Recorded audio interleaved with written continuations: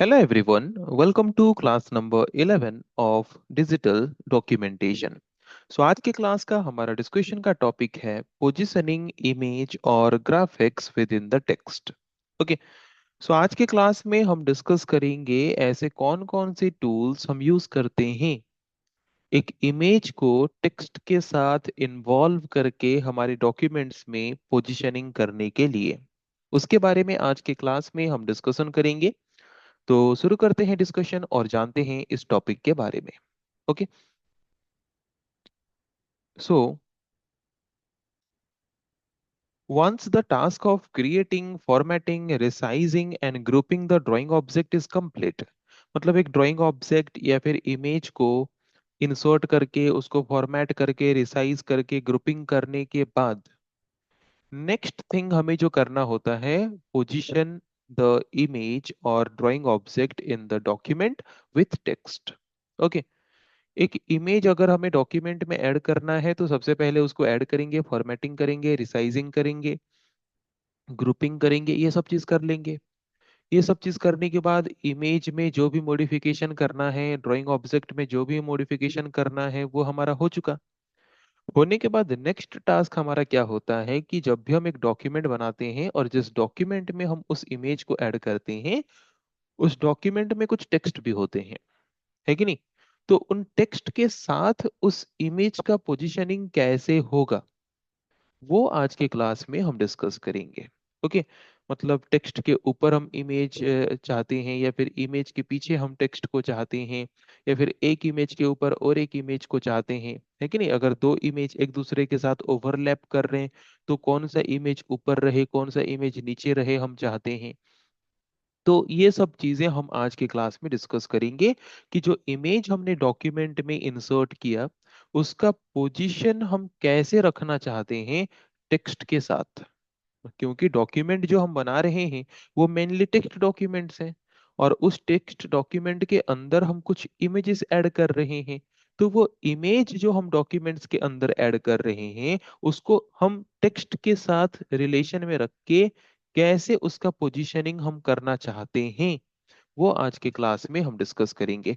और अगर positioning images को टेक्स्ट के साथ करना चाहते हैं तो कैसे कर सकते हैं उसके बारे में हम आज की क्लास में डिस्कशन करने वाले हैं। ओके, तो देखते हैं कि क्या क्या ऐसे टूल्स हैं या फिर क्या क्या ऐसे कंपोनेंट्स हैं जिनको यूज करके हम इमेज के पोजीशनिंग को कंट्रोल कर सकते हैं। तो मेनली हमारे पास चार तरह के सेटिंग्स हैं या फिर चार तरह के टूल्स हैं।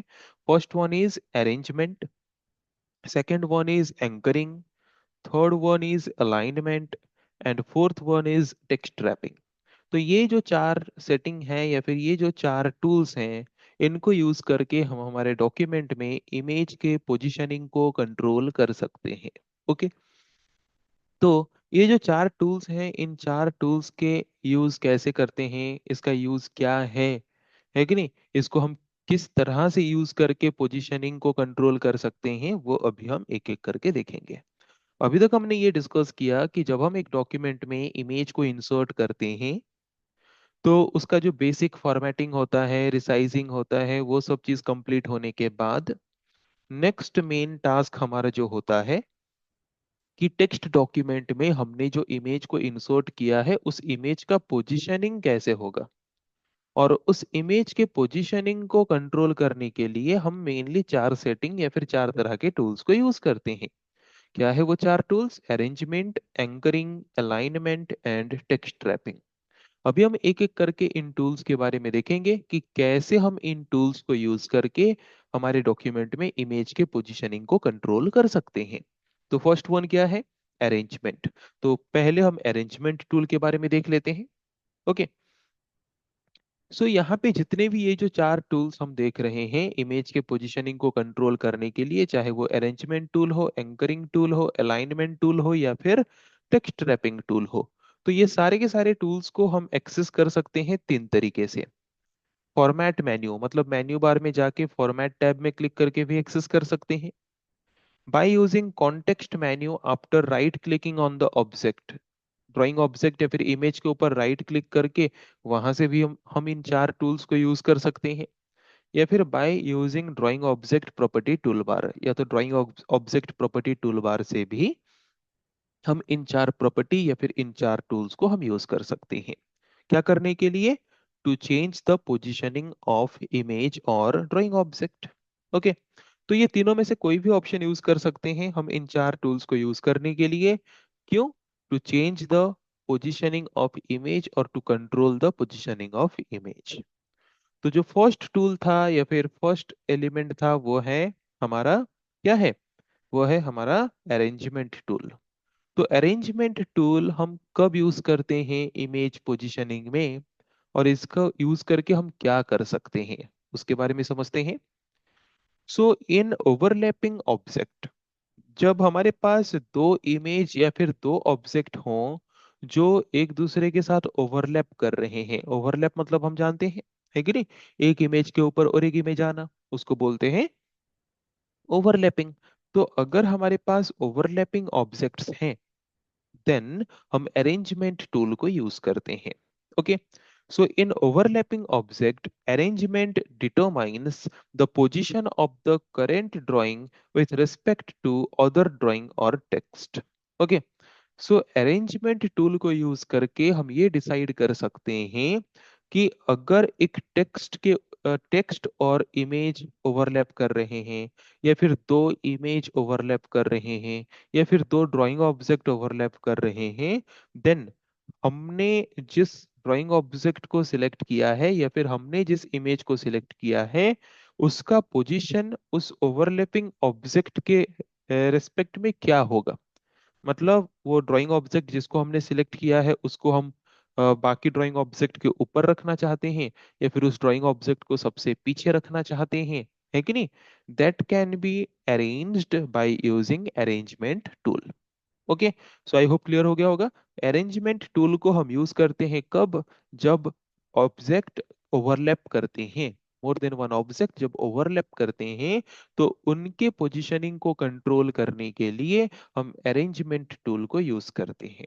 ओके, तो ये जो अरेंजमेंट टूल है, इस अरेंजमेंट टूल के अंदर डिफरेंट ऑप्शंस हैं, मतलब मेनली 6 ऑप्शंस हमें गिवन होते हैं जिसको यूज करके हम क्या कर सकते हैं, ड्राइंग ऑब्जेक्ट के पोजीशन को अरेंज कर सकते हैं।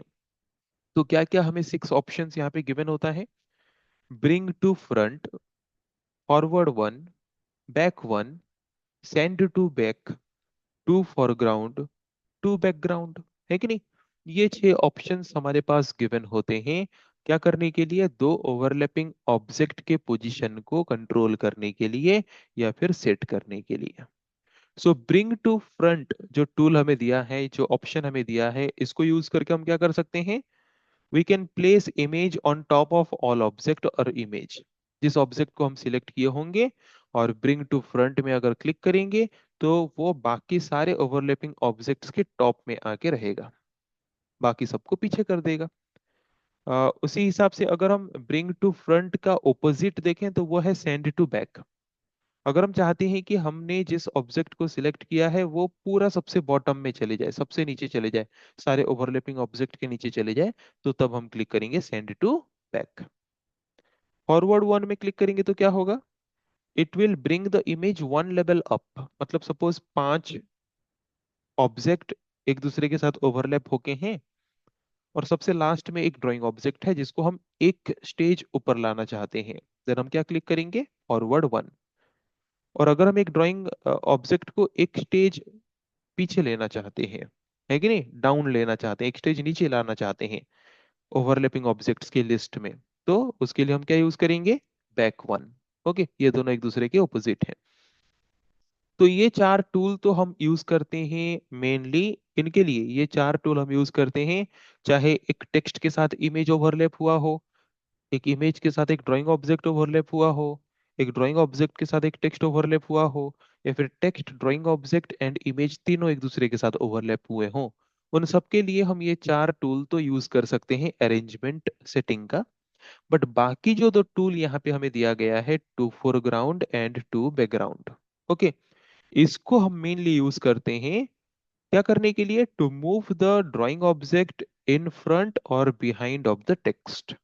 ओके, मतलब अगर हम चाहते हैं कि टेक्स्ट के ऊपर हमें ड्राइंग ऑब्जेक्ट दिखने को मिले, ओके, मतलब टेक्स्ट पीछे, उसके ऊपर हमें ड्राइंग ऑब्जेक्ट देखने को मिले, then we will click to foreground option. और अगर हम चाहते हैं कि हमारा जो ड्राइंग ऑब्जेक्ट है वो टेक्स्ट के नीचे दिखे, then we will click to background option. Okay, तो ये है अरेंजमेंट टूल का यूज, जिसको यूज करके हम क्या कर सकते हैं, ओवरलैपिंग ऑब्जेक्ट्स के पोजीशन को कंट्रोल कर सकते हैं। तो उसके लिए अरेंजमेंट सेटिंग ऑप्शंस के अंदर हमें कितने ऑप्शंस गिवन हैं, उसके अंदर हमें गिवन है कितने ऑप्शंस, उसके अंदर हमें गिवन है 6 ऑप्शंस। तो 6 ऑप्शंस क्या क्या हैं, bring to front, send to back, एक दूसरे के ऑपोजिट है, या तो पूरा टॉप में लाना है या तो पूरा बॉटम में लेना है, forward one, one level up, back one, one level down, एक दूसरे के ऑपोजिट है। ये 4 टूल यूज करके हम चाहे वो टेक्स्ट इमेज ओवरलैप्ड हो, या फिर टेक्स्ट ड्राइंग ऑब्जेक्ट ओवरलैप हो, या फिर टेक्स्ट ड्राइंग ऑब्जेक्ट इमेज तीनों ओवरलैप्ड हो, तो उनके पोजीशन को हम कंट्रोल कर सकते हैं। बट ओनली अगर ड्राइंग ऑब्जेक्ट या फिर इमेज और टेक्स्ट ओवरलैप हैं, तो उनको सिर्फ कंट्रोल करने के लिए हम या तो टू फोरग्राउंड या तो टू बैकग्राउंड टूल यूज कर सकते हैं। अगर हम चाहते हैं कि टेक्स्ट के ऊपर इमेज आए, तो उसके लिए यूज करेंगे टू फोरग्राउंड। टेक्स्ट के नीचे अगर हम ऑब्जेक्ट ड्राइंग ऑब्जेक्ट आए चाहते हैं, तो उसके लिए यूज करेंगे टू बैकग्राउंड। ओके, तो ये कुछ ऑप्शंस हमें गिवन है, इन ऑप्शंस को हम यूज करते हैं। तो यहाँ पे अरेंजमेंट टूल का एक नोट पॉइंट है, जो कि अभी मैंने समझा भी दिया है, कि first 4 settings can be applied on an image और ड्राइंग, है कि नहीं। ये जो फर्स्ट 4 सेटिंग है, ये हम ड्राइंग के ऊपर भी अप्लाई कर सकते हैं, इमेज के ऊपर भी अप्लाई कर सकते हैं। ओके, चाहे वो टेक्स्ट के साथ ओवरलैप हो, किसी के साथ भी ओवरलैप हो। बट जो लास्ट 2 ऑप्शन था हमारे पास, to foreground and to background, तो वो हम क्या कर सकते हैं, ओवरलैपिंग को कंट्रोल कर सकते हैं, बट ओनली ड्राइंग ऑब्जेक्ट्स का। वो 2 ऑप्शन कोई इमेज के लिए एप्लीकेबल नहीं होता। इमेज के लिए ओनली 4 ही अरेंजमेंट टूल्स एप्लीकेबल होते हैं, वो टॉप 4 वाला, bring to front, send to back, forward one, back one. Okay, ये 4 ऑप्शन ही एक्टिव होता है किसके लिए, इमेज के लिए, एक इमेज ऑब्जेक्ट अगर ओवरलैप हुआ है तो। बट एक ड्राइंग ऑब्जेक्ट के लिए इसके साथ और 2 ऑप्शन भी अवेलेबल होता है, वो है to foreground and to background. तो इन टूल्स को हम थोड़ा प्रैक्टिकली यूज करके देख लेते हैं पहले। ओके, तो इमेज पोजीशनिंग को कंट्रोल करने का जो सबसे पहला सेटिंग था, वो हमारा था अरेंजमेंट सेटिंग, जिसके अंदर हमें 6 टूल्स दिए गए हैं, जिन टूल्स को यूज करके हम ओवरलैपिंग ऑब्जेक्ट्स के पोजीशन को क्या कर सकते हैं, हमारे डॉक्यूमेंट में कंट्रोल कर सकते हैं। ओके, तो उसके लिए हम क्या करते हैं, ड्राइंग ऑब्जेक्ट्स कुछ ले लेते हैं। कैसे लेते हैं वो तो ऑलरेडी हम डिस्कस कर चुके हैं पहले। तो यहाँ पे हम 2 ड्राइंग ऑब्जेक्ट ले रहे हैं, है कि नहीं। यहाँ पे हमने 2 ड्राइंग ऑब्जेक्ट लेके ड्रॉ कर दिया है, राइट। अपने हिसाब से इसको हम सेट कर सकते हैं। तो ड्राइंग ऑब्जेक्ट 2 हमने यहाँ पे इंसर्ट कर दिया। 2 ड्राइंग ऑब्जेक्ट इंसर्ट करने के बाद यहाँ पे हम देख सकते हैं कि दोनों ड्राइंग ऑब्जेक्ट एक दूसरे के साथ ओवरलैपिंग पोजीशन में है। तो इस ओवरलैपिंग पोजीशन में हम क्या चाहते हैं कि सपोज कौन सा ड्राइंग ऑब्जेक्ट ऊपर हो, कौन सा ड्राइंग ऑब्जेक्ट बॉटम में हो, वो हम सेट करना चाहते हैं, उस पोजीशनिंग को हम सेट करना चाहते हैं। तो उसके लिए हम क्या यूज करेंगे, अरेंजमेंट सेटिंग को यूज करेंगे। तो अरेंजमेंट सेटिंग या फिर कोई भी पोजीशनिंग कंट्रोल सेटिंग को हम राइट क्लिक करके भी यूज कर सकते हैं, है कि नहीं। क्या किया था, arrangement, anchoring, alignment, wrap text, 4 tools यहाँ पे हैं। दूसरा ऑप्शन हमारा क्या था, फॉर्मेट मेन्यू, फॉर्मेट टैब में जाएंगे, तो वहां पे भी 4 ऑप्शन हमें देखने को मिलेंगे, anchoring, wrap text, arrangement, and उसके साथ हमें और क्या था, ये 3 ऑप्शंस थे, और उसके साथ और एक फोर्थ ऑप्शन हमारा क्या था, अरेंजमेंट एक था, एंकरिंग एक था, रैपिंग एक था, और एक था अलाइनमेंट, है कि नहीं। तो ये 4 ऑप्शंस हमें अवेलेबल यहाँ से भी हो सकते हैं। अलाइनमेंट ये ऊपर है, we can see here. Okay, उसके साथ नेक्स्ट और कहाँ से हम एक्सेस कर सकते थे, drawing object properties tool bar. तो वो एक्टिवेट होता है जब हम कोई ड्राइंग ऑब्जेक्ट को या फिर इमेज को सिलेक्ट करते हैं तो वहां पे भी हमारे पास ऑप्शंस हैं, देख सकते हो अरेंजमेंट टूल में ये है कि नहीं। 6 ऑप्शंस जो थे, ब्रिंग टू फ्रंट, ये वाले अरेंजमेंट टूल्स हैं 6। और यहाँ पे ये सारे जो हैं ये रेपटेक्स्ट टूल हैं, ये वाला एंकरिंग टूल है कि नहीं, और ये वाला अलाइनमेंट टूल है। तो ये 3 ऑप्शंस हैं, इनमें से कोई भी ऑप्शन को यूज करके हम हमारे इमेज को या फिर इमेज के पोजीशनिंग को कंट्रोल कर सकते हैं, राइट। तो फर्स्ट सेटिंग हम जो यूज कर रहे हैं इमेज के पोजीशनिंग को कंट्रोल करने का, वो है अरेंजमेंट सेटिंग। तो अरेंजमेंट सेटिंग के अंदर हमें 6 ऑप्शंस गिवन होते हैं, है कि नहीं। तो यहाँ पे देख सकते हो 6 options, bring to front, forward one, back one, send to back, to foreground, to background. Okay, इतने ऑप्शंस अवेलेबल हैं। तो यहाँ पे टू फोरग्राउंड ऑप्शन अभी एक्टिवेट क्यों नहीं दिख रहा? क्योंकि अभी हमने जिस ड्राइंग ऑब्जेक्ट को सिलेक्ट किया है उसके ऊपर और कोई ड्राइंग ऑब्जेक्ट है नहीं। अगर मैं पीछे वाले ड्राइंग ऑब्जेक्ट को सिलेक्ट करूंगा तो टू फोरग्राउंड ऑप्शन एक्टिवेट होगा। ओके, अभी देख सकते हो टू फोरग्राउंड ऑप्शन अभी एक्टिवेट हो चुका है। तो ये जो 6 ऑप्शंस हैं, इन 6 ऑप्शंस को यूज करके हम ओवरलैपिंग ऑब्जेक्ट्स के पोजीशनिंग को कंट्रोल कर सकते हैं। सपोज मैं चाहता हूं कि ये सर्कल जो ऊपर है, मैं चाहता हूं कि ये सर्कल बैकग्राउंड में चले जाए। तो उसके लिए हम क्या करेंगे, सेंड टू बैक ऑप्शन में क्लिक करेंगे। ओके, तो क्या होगा, वो इमेज बैकग्राउंड में जाएगा। और अगर हम चाहते हैं कि दूसरा वाला इमेज जो है वो ऊपर आ जाए, तो उसके लिए हम क्या यूज करेंगे, उसके लिए या तो हम यूज कर सकते हैं टू फोरग्राउंड ऑप्शन यूज कर सकते हैं, या फिर bring to front option use कर सकते हैं, या फिर फॉरवर्ड ऑन ऑप्शन यूज कर सकते हैं। अगर हम चाहते हैं ये पीछे जाए तो हम टू बैकग्राउंड ऑप्शन यूज कर सकते हैं, या फिर send to back option use कर सकते हैं, या बैक वन ऑप्शन यूज कर सकते हैं। सो ऐसे यूज करके हम क्या कर सकते हैं, ओवरलैपिंग ऑब्जेक्ट्स के पोजीशनिंग को कंट्रोल कर सकते हैं। Okay, okay. तो अभी हमने ये जो अरेंजमेंट टूल के बारे में डिस्कस किया, इसको हम मेनली यूज करते हैं जब हम कोई डायग्राम बनाते हैं, फ्लो चार्ट बनाते हैं, है कि नहीं। तो या फिर हम ऐसे कोई डायग्राम्स बनाते हैं जहाँ पे मल्टीपल ड्राइंग ऑब्जेक्ट को एक दूसरे के साथ ओवरलैप करके हमें एक बड़ा सा डायग्राम बनाना होता है। तो वहां पे हम ऐसे ओवरलैपिंग ऑब्जेक्ट्स के पोजीशन को अरेंजमेंट सेटिंग ऑप्शन यूज करके उनके 6 टूल्स के मदद से उसके पोजीशनिंग को हम क्या कर सकते हैं, कंट्रोल कर सकते हैं। तो अभी हम देखेंगे सेकंड सेटिंग या फिर सेकंड ऑप्शन जिसको यूज करके हम हमारे इमेज या फिर ड्राइंग ऑब्जेक्ट के पोजीशनिंग को कंट्रोल कर सकते हैं, वो है एंकरिंग। Okay, anchoring tool. तो ये एंकरिंग टूल जो है ये किस तरह से काम करता है और इसको यूज करके हम कैसे ड्राइंग ऑब्जेक्ट के पोजीशनिंग को कंट्रोल कर सकते हैं। So this tool is act as a reference point for image और ड्राइंग। तो ये जो टूल है ये एक रेफरेंस पॉइंट के हिसाब से काम करता है। Okay, that means reference point के हिसाब से काम करता है का मतलब क्या है, anchoring allows an image to retain its position to a page, paragraph, character और फ्रेम। ओके, मतलब ये एक ऐसा टूल है जिसको यूज करके हम क्या कर सकते हैं, एक इमेज के पोजीशन को रिटेन कर सकते हैं। एक इमेज के पोजीशन को रिटेन कर सकते हैं मतलब क्या, एक इमेज के पोजीशन को फिक्स्ड कर सकते हैं। ओके, तो this is a tool in which we retain the position of a image by referencing a point. Okay, मतलब ये एक ऐसा टूल है जिसको यूज करके हम इमेज के पोजीशन को फिक्स कर सकते हैं किसी एक चीज को रेफरेंस के हिसाब से कंसीडर करके।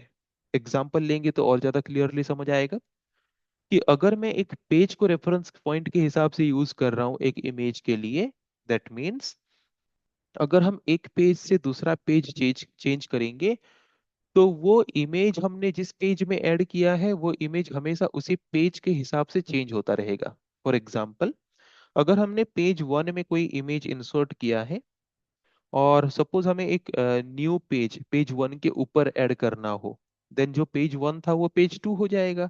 और अगर हम पेज को मतलब अगर हम एक इमेज हमने जो पेज वन में इंसर्ट किया था और वहां पे हम पेज को रेफरेंस के हिसाब से लेके उसके पोजीशन को अगर फिक्स किए हैं, देन वो इमेज भी उस पेज के साथ मूव होके क्या होगा, सेकंड पेज में चला जाएगा। ओके। और अगर हम एक पैराग्राफ के साथ क्या करते हैं, पैराग्राफ के साथ अगर हम एक इमेज की पोजीशन को फिक्स करते हैं तो एक पर्टिकुलर पेज में अगर हम पैराग्राफ को मूव करेंगे तो उस पैराग्राफ के साथ वो इमेज भी मूव होगा। अगर हम एक कैरेक्टर के साथ इमेज की पोजीशन को फिक्स करेंगे तो हम जितने भी टेक्स्ट या फिर कैरेक्टर इंसर्ट करेंगे तो उस कैरेक्टर के हिसाब से वो इमेज को कंसीडर करेगा और उस इमेज का पोजीशन भी कैरेक्टर के हिसाब से चेंज होगा। जितना हम कैरेक्टर इंसर्ट करते करते जाएंगे उस इमेज का पोजीशन कैरेक्टर के हिसाब से चेंज होता होता जाएगा। तो सिंपल तरीके से हम ये बोल सकते हैं कि एंकरिंग एक ऐसा टूल है जिस टूल के मदद से हम एक इमेज के पोजीशन को रिटेन कर सकते हैं, फिक्स्ड कर सकते हैं, किसी भी एक एलिमेंट को रेफरेंस पॉइंट के हिसाब से लेके। वो एलिमेंट एक पेज हो सकता है, एक पैराग्राफ हो सकता है, या फिर एक कैरेक्टर हो सकता है कि नहीं, या फिर एक फ्रेम भी हो सकता है। तो अगर हम एक पेज को रेफरेंस पॉइंट के हिसाब से लेके इमेज के पोजीशन को रिटेन कर रहे हैं, देन अगर हम पेज का लोकेशन चेंज करेंगे देन इमेज का लोकेशन भी चेंज होगा। अगर हम पैराग्राफ को रेफरेंस पॉइंट के हिसाब से यूज कर रहे हैं देन पैराग्राफ का पोजीशन चेंज होने से इमेज का पोजीशन चेंज होगा। अगर हम कैरेक्टर को रेफरेंस पॉइंट के हिसाब से ले रहे हैं देन कैरेक्टर चेंज होने से इमेज का पोजीशन भी चेंज होगा। That is known as anchoring. Okay. Anchoring is a tool that acts as a reference point for image और ड्राइंग। ये एक ऐसा टूल है जो हमें अलाउ करता है कि हम किसको रेफरेंस पॉइंट के हिसाब से लेके हमारे इमेज के पोजीशन को रिटेन करना चाहते हैं, पेज को या पैराग्राफ को या कैरेक्टर को या फ्रेम को, है कि नहीं। तो clicking on the downward arrow, मतलब हमारे डॉक्यूमेंट में एक डाउनवर्ड एरो जैसा सिंबल देखने को हमें मिलता है जिसको हम बोलते हैं anchoring icon. Okay.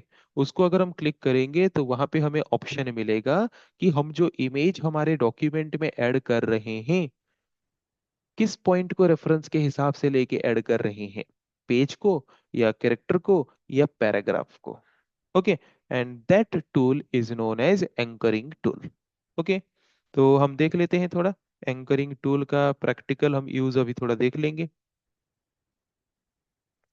So whenever a page, paragraph, character or frame is aligned, the anchored image moves along with it। ये ऑलरेडी मैं बता चुका हूँ कि हम जिसको रेफरेंस पॉइंट के हिसाब से लेके इमेज को ऐड किए होंगे, हमारे डॉक्यूमेंट में रिटेन किए होंगे, उस पेज जिसको हम रेफरेंस के हिसाब से लिए होंगे उसके मूवमेंट के हिसाब से हमारा जो इमेज है वो भी मूव करेगा। ओके। तो देख लेते हैं प्रैक्टिकली थोड़ा एंकरिंग टूल का यूज, तो और ज्यादा आसान तरीके से समझ आ जाएगा हमें। Okay. So as you can see here कि हमने यहाँ पे जो एक ड्राइंग ऑब्जेक्ट को सिलेक्ट किया है तो उसके इमेज के उस इमेज के या फिर उस ड्राइंग ऑब्जेक्ट के पोजीशन को डॉक्यूमेंट में रिटेन करने के लिए हमें एक रेफरेंस पॉइंट लेना पड़ेगा। और वो रेफरेंस पॉइंट हम किस टूल के द्वारा ले सकते हैं, एंकरिंग टूल के द्वारा ले सकते हैं। और एंकरिंग टूल कैसे दिखता है, मैंने बोला था एक डाउन एरो सिंबल की तरह। तो देखो ये डॉक्यूमेंट वाला ये जो पेज है डॉक्यूमेंट एरिया, वहां पे हमें डाउन एरो की तरह सिंबल कौन सा दिख रहा है, ये दिख रहा है कि नहीं। So this is the anchoring tool. तो ये जो एंकरिंग टूल है, ये एंकरिंग टूल डिसाइड करता है कि हम हमारे डॉक्यूमेंट के रेफरेंस पॉइंट के हिसाब से हम किसको लेंगे। तो राइट क्लिक करके अभी हम यहाँ से एंकर ऑप्शन चूज कर सकते हैं, या फिर ड्राइंग ऑब्जेक्ट टूल बार में भी वहाँ पे हमें एंकर टूल दिया है वहां से भी चूज कर सकते हैं, या फिर फॉर्मेट टैब में जाके भी हम एंकर पॉइंट चूज कर सकते हैं। ओके। तो चार ऑप्शन हमारे पास नॉर्मली होता है, to paragraph, to character, as character and to frame. Okay. तो अगर हम चाहते हैं बाय डिफॉल्ट वो क्या होता है, बाय डिफॉल्ट वो पैराग्राफ के हिसाब से होता है कि नहीं। तो बाय डिफॉल्ट पैराग्राफ के हिसाब से इमेज हमारा जो है वो डॉक्यूमेंट में ऐड हुआ होता है।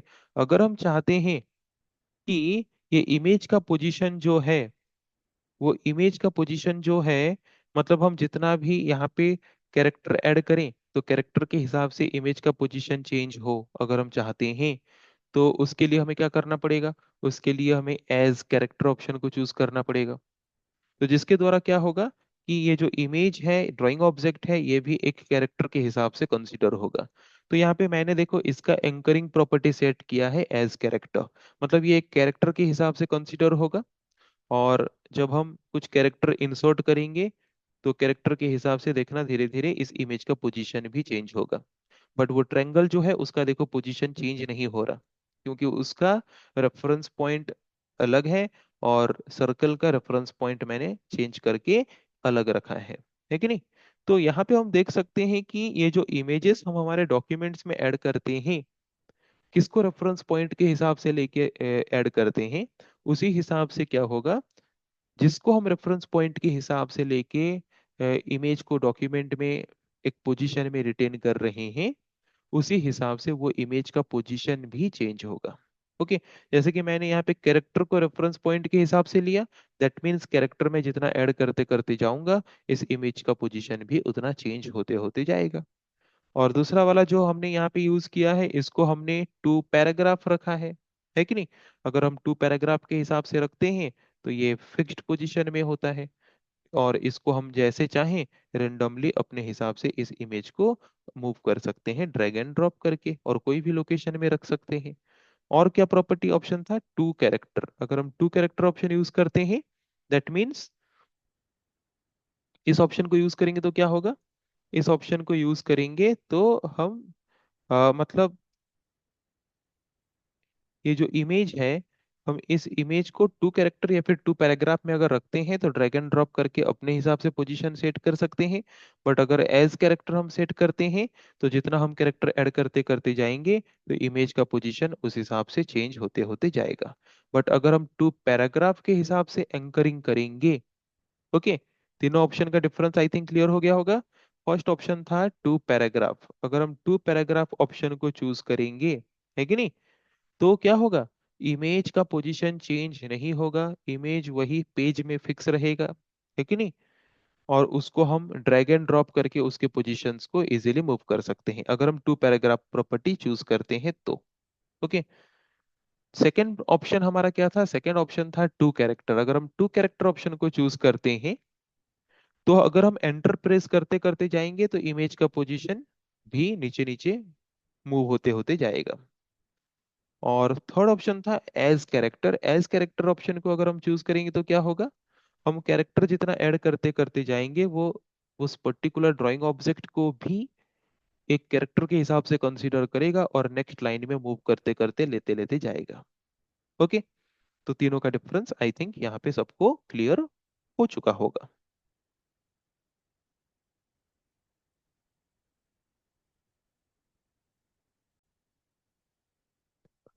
ओके, तो अभी तक हमने डिस्कस किया दो तरह के ऐसे सेटिंग्स के बारे में, दो तरह के ऐसे टूल्स के बारे में जिनको यूज करके ड्राइंग ऑब्जेक्ट या फिर इमेज के पोजीशन को हम कंट्रोल कर सकते हैं हमारे डॉक्यूमेंट में with in the text.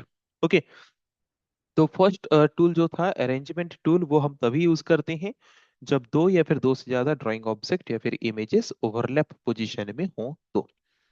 Then second हमने जो टूल या फिर सेकंड सेटिंग हमने जो देखा वो है एंकरिंग टूल, जिसको यूज करके हम क्या करते हैं, इमेज के पोजीशन को रिटेन करते हैं हमारे डॉक्यूमेंट के अंदर।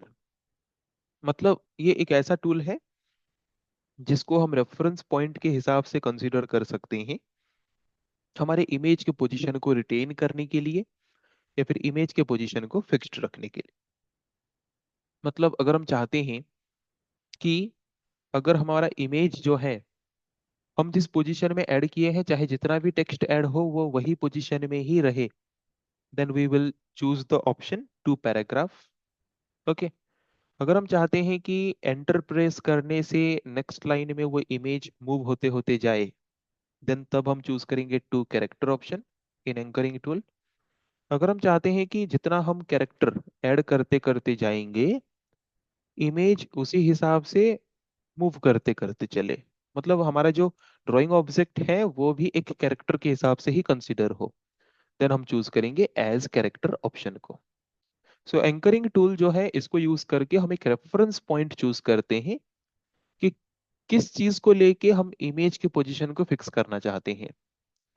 मतलब एक पर्टिकुलर पेज में हम इमेज को फिक्स करना चाहते हैं, या पैराग्राफ को रेफरेंस के हिसाब से लेके इमेज फिक्स करना चाहते हैं, या फिर जो टेक्स्ट है, जो कैरेक्टर है, कैरेक्टर को लेके हम इमेज की पोजीशन को फिक्स करना चाहते हैं, वो हम चूज कर सकते हैं एंकरिंग टूल के द्वारा। नेक्स्ट टूल जो है जिसके द्वारा हम इमेज के पोजीशनिंग को with in the text control कर सकते हैं, वो है अलाइनमेंट टूल। बट ये अलाइनमेंट टूल जो है, ये एक्टिवेट तभी होता है अगर हम एंकरिंग ऑप्शन चूज करते हैं तो, है कि नहीं। So it allows the vertical or horizontal placement of image with respect to its anchor. So इस टूल को हम यूज करते हैं वर्टिकल या फिर हॉरिजॉन्टल प्लेसमेंट करने के लिए इमेज का। सो सो एक इमेज को अगर हम वर्टिकली प्लेस करना चाहते हैं, वर्टिकली अलाइन करना चाहते हैं, तो उसके लिए हमारे पास तीन ऑप्शन होता है, या तो टॉप, या तो सेंटर, या तो बॉटम।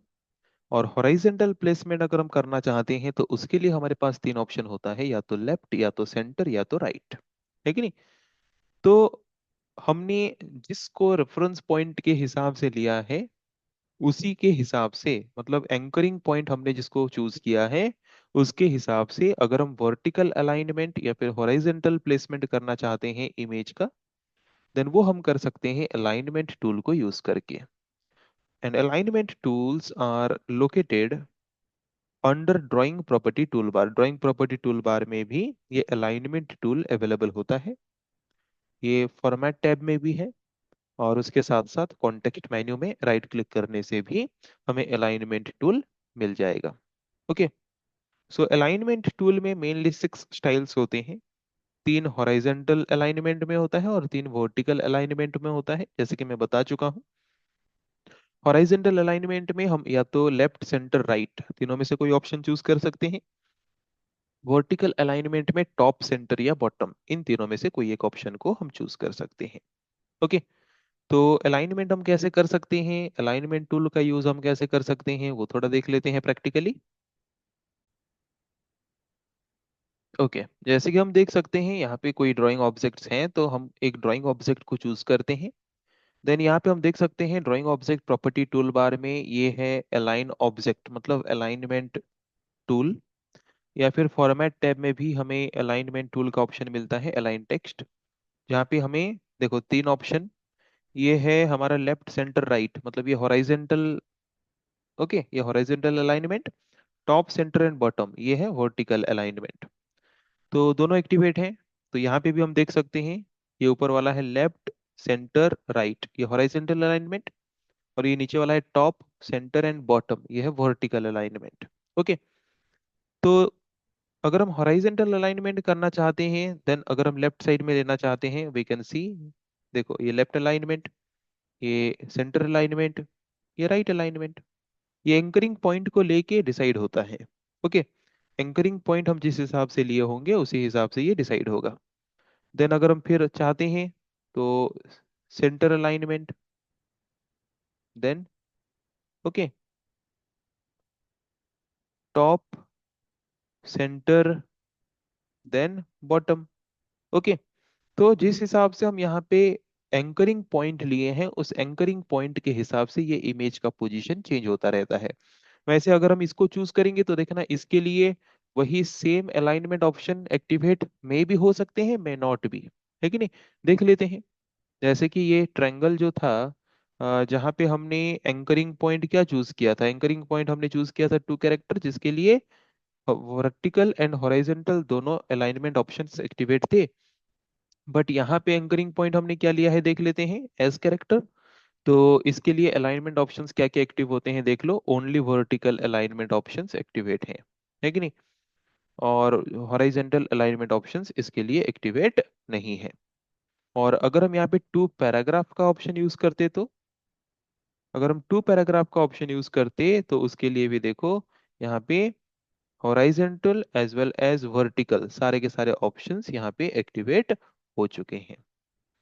तो इसी तरह से जिस तरह के एंकरिंग पॉइंट हम चूज करते हैं उस एंकरिंग पॉइंट के हिसाब से हमारा जो अलाइनमेंट ऑप्शन है हमें वो शो होता है। ओके, तो अभी हम लास्ट टूल जो है वो देखेंगे इमेज पोजीशनिंग को कंट्रोल करने का, वो है text wrapping. So it allows the placement of image in relation to text. Okay, ये एक ऐसा टूल है जिसको यूज करके हम क्या करने वाले हैं, we will place the image in relation to text. Text को रिलेशन में रखते हुए इमेज के पोजीशनिंग को हम कंट्रोल करते हैं टेक्स्ट रैपिंग टूल के द्वारा। ओके, जैसे कि अगर हमारे डॉक्यूमेंट में एक इमेज है तो उसके चारों तरफ जो टेक्स्ट है उसको हम कैसे दिखाना चाहते हैं, हम उसके ऊपर और नीचे टेक्स्ट दिखे हम चाहते हैं, या उसके चारों तरफ टेक्स्ट दिखे हम चाहते हैं, या उसके लेफ्ट में टेक्स्ट दिखे हम चाहते हैं, या फिर उसके राइट में टेक्स्ट दिखे हम चाहते हैं, या फिर उसके ऊपर टेक्स्ट हमें दिखे हम चाहते हैं, है कि नहीं। तो टेक्स्ट के रिलेशन में इमेज का प्लेसमेंट कैसा हम करना चाहते हैं वो हम डिसाइड करेंगे किस टूल को यूज करके, टेक्स्ट रैपिंग टूल को यूज करके। ओके, तो ये जो टेक्स्ट रैपिंग टूल है, ये टेक्स्ट रैपिंग टूल भी drawing object property tool bar में हमें मिलेगा। और यहाँ पे भी हमारे पास 6 चॉइसेस होते हैं, 6 टूल्स होते हैं, 6 ऑप्शंस होते हैं टेक्स्ट रैपिंग का। तो क्या क्या 6 ऑप्शंस होता है, एक होता है रैप ऑफ, एक होता है parallel page wrap, then optimal page wrap, then wrap after, या फिर जिसको रैप लेफ्ट भी बोलते हैं, देन रैप राइट और बिफोर, देन रैप थ्रू। ये कुछ ऑप्शंस हैं, इनको यूज करके हम क्या कर सकते हैं, टेक्स्ट के रिलेशन में इमेज के प्लेसमेंट को हम डिसाइड कर सकते हैं। तो इस तरह के वो आइकॉन्स होते हैं। ओके, ये फर्स्ट वन क्या है, wrap off, second one parallel page wrap, then optimal page wrap, then उसके बाद wrap left. Okay, wrap left means ये रैप आफ्टर भी इसको बोलते हैं, रैप राइट, रैप बिफोर भी इसको बोलते हैं, देन रैप थ्रू। तो ये डिफरेंट टूल्स को यूज करके हम कैसे टेक्स्ट के रिलेशन में इमेज के पोजीशन को प्लेस कर सकते हैं। अगर हम चाहते हैं टेक्स्ट जो है वो हमारे इमेज के एबव एंड बिलो में दिखे, तो उसके लिए हम कौन सा ऑप्शन यूज करेंगे, रैप अप। उसके आइकॉन से ही देख के पता चल रहा होगा। अगर हम चाहते हैं कि टेक्स्ट टेक्स्ट जो है वो इमेज के चारों तरफ रहे, है कि नहीं, तो उसके लिए हम यूज करेंगे पैरेलल पेज रैप ऑप्शन। अगर हम चाहते हैं ऑप्टिमल पेज रैप, का मतलब क्या होता है, मतलब पैरेलल पेज रैप में जो होता है, पैरेलल पेज रैप में चारों तरफ टेक्स्ट दिखता है, तो ऑप्टिमल पेज रैप में भी चारों तरफ टेक्स्ट दिखेगा। बट अगर कोई एक साइड में, चाहे वो टॉप में हो, बॉटम में हो, लेफ्ट में हो, राइट में हो, कोई भी एक साइड में अगर 2 सेंटीमीटर से कम स्पेस होगा, 2 सेंटीमीटर से कम मार्जिन होगा, देन उस साइड में वो टेक्स्ट को प्लेस नहीं करेगा, इमेज के उस साइड में वो टेक्स्ट को प्लेस नहीं करेगा। ओके, तो ये किस में होता है, ऑप्टिमल पेज रैप में। ओके, देन रैप लेफ्ट में क्या होता है, रैप लेफ्ट का मतलब मैंने क्या बोला था, रैप बिफोर, मतलब वो इमेज से पहले, इमेज के लेफ्ट साइड में ऊपर नीचे टेक्स्ट दिखा सकता है बट राइट में नहीं दिखाएगा। और रैप राइट में क्या होता है, इमेज के राइट में ऊपर नीचे टेक्स्ट को हमें वो दिखाएगा। एंड रैप थ्रू में क्या होगा, super impose the image on text, मतलब इमेज के पीछे टेक्स्ट अपीयर होगा, मतलब टेक्स्ट के ऊपर हम इमेज को लाके रख सकते हैं। ओके, तो अगर हमें इमेज को हमारे डॉक्यूमेंट में हम जहां चाहें वहां पे मूव करके रखना चाहते हैं, तो हम ज्यादातर हम कौन सा ऑप्शन यूज करते हैं, रैप थ्रू ऑप्शन को यूज करके कर सकते हैं। ओके, तो अभी हम क्या करते हैं, इस टूल का यूज थोड़ा प्रैक्टिकली देख लेते हैं। ओके, जैसे कि हम देख सकते हैं ड्राइंग ऑब्जेक्ट को अगर हम सिलेक्ट करते हैं, या फिर इमेज को अगर हम सिलेक्ट करेंगे, तो drawing object property tool bar में हमें यहाँ पे 6 टूल्स मिलता है टेक्स्ट रैपिंग का। फर्स्ट वन क्या था हमारा, फर्स्ट वन था रैप ऑफ। ओके, अगर हम इसको क्लिक करेंगे तो क्या होना चाहिए, टेक्स्ट जो है वो या तो इमेज के ऊपर या तो इमेज के नीचे दिखेगा, बट वो हमें मतलब उसके लेफ्ट और राइट में हमें कोई भी इमेज देखने को नहीं मिलेगा, है कि नहीं। ये किस में होता है, ये होता है रैप ऑफ में। देन सेकंड क्या है, पैरेलल। पैरेलल में क्लिक करेंगे तो हमें कुछ टेक्स्ट लेफ्ट में भी देखने को मिल सकते हैं, कुछ टेक्स्ट हमें राइट में भी देखने को मिल सकते हैं। अगर हम क्या यूज करते हैं, पैरेलल, पैरेलल टेक्स्ट रैप को अगर हम यूज करते हैं तो देन अगर हम यूज करेंगे ऑप्टिमल टेक्स्ट रैप, तो अगर उसके कोई वो भी क्या होगा, चारों तरफ टेक्स्ट दिखेगा, top bottom left right. But अगर किसी एक साइड में उसका 2 सेंटीमीटर से कम मार्जिन का स्पेस है, देन उस साइड में वो टेक्स्ट को डिस्प्ले नहीं करेगा, as you can see here. Then उसके बाद ये क्या है, टेक्स्ट बिफोर या फिर टेक्स्ट लेफ्ट जिसको हम बोलते हैं, मतलब इमेज के राइट साइड में कोई टेक्स्ट हमें देखने को नहीं मिलेगा, इमेज के लेफ्ट में, टॉप में, बॉटम में देखने को मिलेगा टेक्स्ट। नेक्स्ट होता है रैप आफ्टर, या फिर जिसको हम रैप राइट बोलते हैं, मतलब इमेज में, इमेज जो है उसके राइट में हमें टेक्स्ट देखने को मिलेगा, बट उसके लेफ्ट में हमें टेक्स्ट देखने को नहीं मिलेगा। और ये है रैप थ्रू, मतलब टेक्स्ट के ऊपर इमेज आ सकता है, जिसके द्वारा इमेज को हम हमारे रिक्वायरमेंट के हिसाब से डॉक्यूमेंट में जहां चाहें वहां पे मूव करके लेके पुट कर सकते हैं। ओके, सो आई थिंक ये जो टेक्स्ट रैपिंग का 6 ऑप्शंस हमें गिवन है, उसका यूज हम कब कैसे करेंगे, किस सिचुएशन में करेंगे, वो सबको क्लियर हो चुका होगा। तो आज की क्लास का हमारा डिस्कशन का टॉपिक था पोजीशनिंग एंड इमेज और drawing object with in the text. एक टेक्स्ट डॉक्यूमेंट में मेनली जब हम ड्राइंग ऑब्जेक्ट या फिर इमेज को इंसर्ट करते हैं, तो उसके फॉर्मेटिंग करने के बाद जो मेन टास्क होता है वो होता है इमेज या फिर ड्राइंग ऑब्जेक्ट को टेक्स्ट डॉक्यूमेंट में with in the text positioning करना। तो उसको पोजीशनिंग करने के लिए हम 4 तरह के टूल्स यूज करते हैं, वो है जिसके बारे में हमने डिस्कस किया, जैसे कि अरेंजमेंट टूल, देन उसके बाद anchoring tool, then alignment tool, then text wrapping tool. तो अरेंजमेंट टूल हम तभी यूज करते हैं जब दो या फिर दो से ज्यादा इमेज या फिर ड्राइंग ऑब्जेक्ट एक दूसरे के साथ ओवरलैप करते हो, तब उनके पोजीशन को कंट्रोल करने के लिए हम यूज करते हैं अरेंजमेंट टूल। देन इमेज, जो भी हम डॉक्यूमेंट में ऐड करते हैं उसके पोजीशन को फिक्स्ड करने के लिए, रिटेन करने के लिए अ, हम रेफरेंस पॉइंट के हिसाब से किसको लेंगे, वो हम किस टूल के द्वारा डिसाइड कर सकते हैं, एंकरिंग टूल। देन थर्ड, अगर हम इमेज को या फिर ड्राइंग ऑब्जेक्ट को अलाइन करना चाहते हैं, हॉरिजेंटली हो या वर्टिकली हो, तो उसके लिए हम यूज करते हैं अलाइनमेंट टूल, जिसके अंदर हमें मिलता है 2 तरह के alignment, horizontal and vertical. Horizontal alignment 3 तरह के, वर्टिकल अलाइनमेंट 3 तरह के मिलते हैं। देन उसके बाद हमने देखा टेक्स्ट रैपिंग टूल, जिसको यूज करके हम क्या कर सकते हैं, इमेज को हम प्लेस कर सकते हैं with in relation with the text, text के हिसाब से इमेज को प्लेसमेंट किस रिलेशन में कर सकते हैं वो हम डिसाइड कर सकते हैं टेक्स्ट रैपिंग टूल को यूज करके, जिसके अंदर हमें 6 ऑप्शंस मिलता है। अगर हम चाहते हैं टेक्स्ट जो मतलब इमेज के ऊपर एंड नीचे सिर्फ टेक्स्ट दिखे, तो तब हम यूज करते हैं रैप ऑफ। अगर हम टेक्स्ट के चारों तरफ टेक्स्ट दिखे, मतलब इमेज के चारों तरफ अगर हमें टेक्स्ट दिखे चाहते हैं, तो उसके लिए हम यूज करेंगे parallel, parallel page wrap option. अगर हम चाहते हैं कि अगर इमेज के कोई भी साइड में 2 सेंटीमीटर से कम मार्जिन है तो उस साइड में टेक्स्ट ना दिखे, तो उसके लिए हम यूज करेंगे optimal optimal page wrap option. अगर हम चाहते हैं कि इमेज के लेफ्ट साइड में ऊपर नीचे टेक्स्ट दिखे, राइट साइड में ना दिखे, तो उसके लिए यूज करेंगे रैप बिफोर। अगर हम चाहते हैं कि इमेज के टॉप बॉटम एंड राइट में टेक्स्ट दिखे, तो उसके लिए हम यूज करेंगे रैप आफ्टर। और अगर हम चाहते हैं कि जो इमेज है उसको हम टेक्स्ट के ऊपर इम्पोज कर सकें कहीं पे भी, तो उसके लिए हम यूज करेंगे रैप थ्रू। सो ऐसे कुछ ऑप्शंस हमें गिवन होते हैं जिसके द्वारा हम इमेज के पोजीशन को कंट्रोल कर सकते हैं एक टेक्स्ट डॉक्यूमेंट के अंदर। सो आई थिंक आज की क्लास में हमने ये जो टॉपिक डिस्कस किया वो सबको क्लियरली समझ आ चुका होगा। सो नेक्स्ट क्लास में हम डिस्कस करेंगे ऐसे और कुछ टॉपिक्स के बारे में। आज के लिए इतना ही। Thank you.